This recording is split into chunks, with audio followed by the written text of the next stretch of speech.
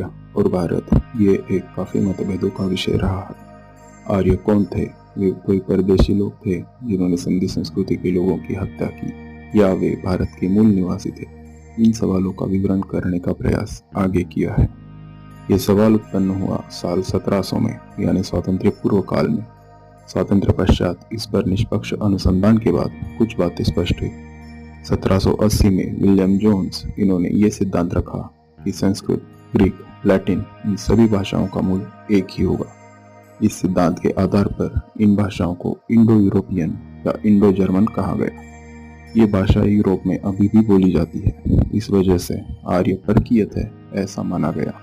अब परकीय में भी अनेक विद्वानों ने अलग अलग मत रखे और कईयों ने वे मत बदले भी। जैसे गॉर्डन चाइल्ड ने आर्य रशियन थे, ऐसा कहा। बाद में वे मध्य आशियाई थे, ऐसा कहा। किसी ने पूर्व यूरोप, किसी ने तुर्कस्तान कहा। अब दक्षिण भारत में बोली जाने वाली भाषाएं अलग थी, इसलिए आर्य बाहर से आए और यहाँ के मूल निवासी भारतीयों को उन्होंने दक्षिण में धकेला, ऐसा अनुमान लगाया। अब सन 1850 में जर्मन मैक्स मुलर इन्होंने इसे आर्यवंश कहा और स्वभावतः दक्षिण भारत द्राविड़ अंश हो गया। पर 1870 में मैक्स मुलर ने अपना मत परिवर्तन किया। अब आगे देखेंगे इस विवाद का दूसरा पहलू। और अब दूसरा पहलू ये है, केवल भाषा संहिता के सिद्धांत पर नतीजे पे आने के बजाय इतर मुद्दों को भी विचार में लेना चाहिए, ऐसा शोधकर्ताओं को लगा। इस समय के ग्रंथ ऋग्वेद में आर्य बाहर से आए थे, ऐसा कोई उल्लेख नहीं है। वैदिक वाङ्मय आर्यों का अति प्राचीन वाङ्मय है, पर जो मार्ग से वे आते वहाँ इस वाङ्मय के कोई सबूत नहीं मिले हैं। वेदों में यज्ञ का महत्व है और यज्ञ में सोम का काफी महत्व है।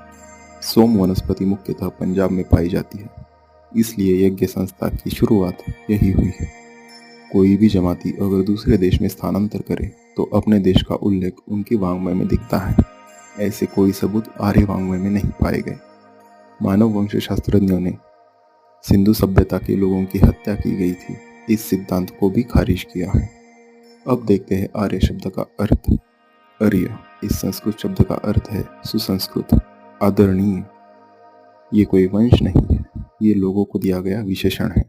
वाङ्मय में आर्य शब्द का उपयोग किसी भी वंश या भाषा समूह के लिए नहीं किया गया है। इस क्षेत्र में भारतीय संशोधक और विद्वान डॉक्टर देगलूरकर जी, थापर जी, S.R. राव जी, प्रोफेसर सरकार जी, स्वामी विवेकानंद जी तथा परकीय विद्वान याकोबी, हिलेब्रांड, इंटरनिट्स, कैनेडी, एरोडोसी, इन विद्वानों का अनन्य साधारण योगदान रहा है। अब पुरातत्व शास्त्र, मानव वंश शास्त्र और प्राचीन संस्कृत वाङ्मय के आधार पर अब सार्वभौम रूप से ये कहा जा सकता है कि आर्य भारतीय थे। वे कोई परदेशी जमात या घुमंतु लोग नहीं थे और ना ही वो कोई वंश था, बल्कि वे सप्त सिंधु क्षेत्र के मूल निवासी सुसंस्कृत भारतीय थे।